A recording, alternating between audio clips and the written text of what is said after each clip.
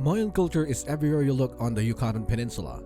The region was one of the places where the Mayans flourished for thousands of years, and the Mayan people remain an essential part of the culture here.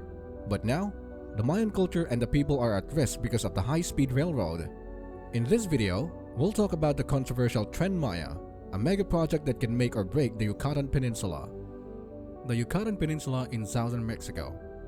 It is a gorgeous white sand shoreline surrounded by beautiful jungle land area. Every year, millions of visitors visit the Riviera Maya, a stretch of tropical resorts between Cancun and Tulum.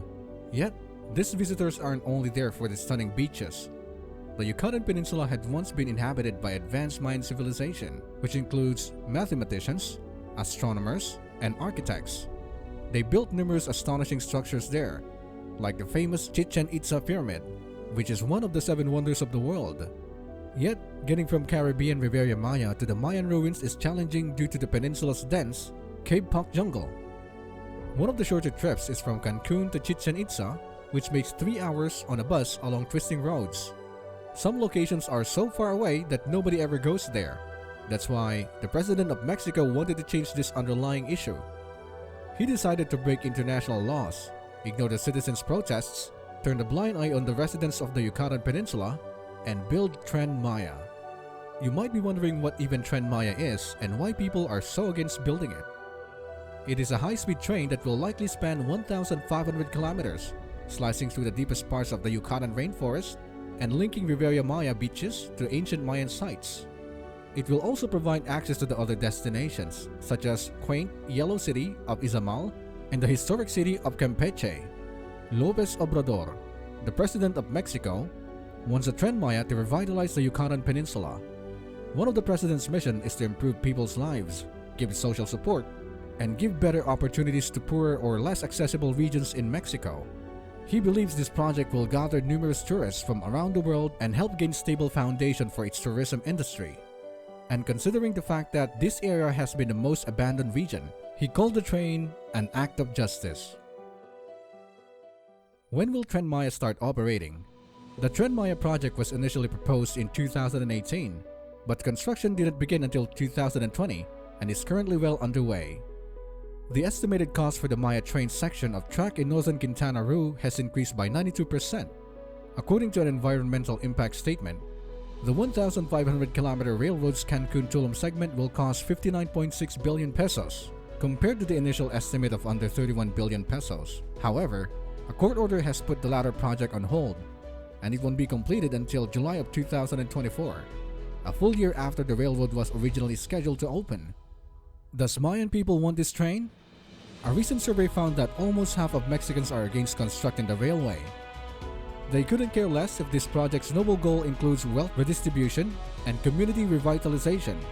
Instead, they are more concerned about the harm it's doing to the environment, the people, and the site's historical value.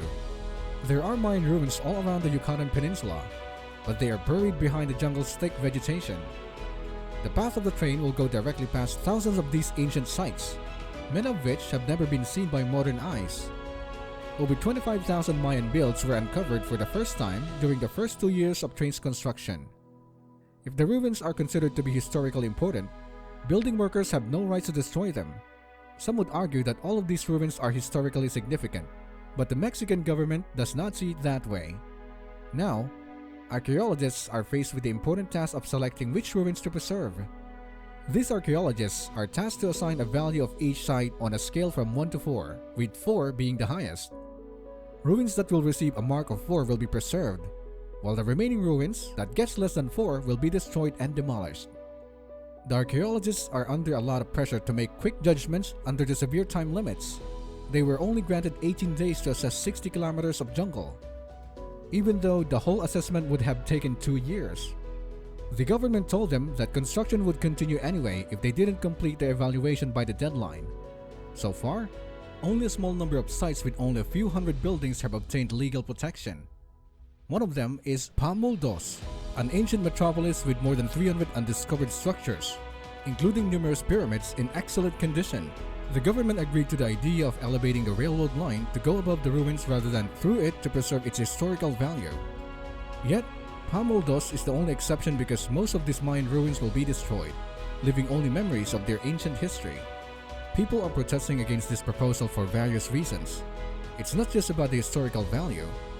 Many environmentalists are outraged by the project because it would permanently damage the Yucatan Peninsula's ecology. The president even promised in 2018 that we won't uproot a single tree, but just like any other promise, it was just empty words to fool the citizens. Environmental impact. The Mexican Center for Environmental Law has indicated that the construction of the Mayan train would involve the deforestation of 2,500 hectares of wet and dry forests and at least 23 protected natural areas such as Yumbalam, Nichupte mangroves, Uemil, and as well as Shankan and Calakmul reserves. Among the main environmental impacts were water shortages in Calakmul and pressure on its archaeological zone due to increase in visitors.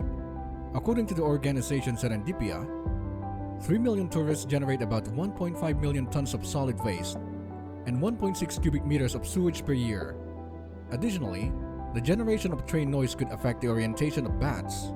The Volcano de las Bats is located within the Balamcu State Reserve. 7 species of Insectivorous Chiroptera have been identified inside, and nearly 3 million bats are estimated to inhabit the area. The project would also involve extinction of flora and fauna, mainly affecting the jaguar, howler monkey, spider monkey, ocelot, tapir, puma, crocodile, as well as snake species, bats, iguanas, and a wide variety of resident and migratory birds. Breaking international law. Mexico is breaking the law by proceeding with the train's construction without first obtaining the permission of the indigenous people whose lives will be affected. In a 2019 public referendum led by President Lopex Obrador, 90% of the total voters showed their support for the plan. This public vote, however, has been subjected to intense analysis. To begin with, voters were provided favorable information about the project. Second, it was difficult for voters to make a wise choice because certain documents weren't translated into indigenous languages. Third, voting locations were concentrated in large cities, making them inaccessible to those living in rural areas.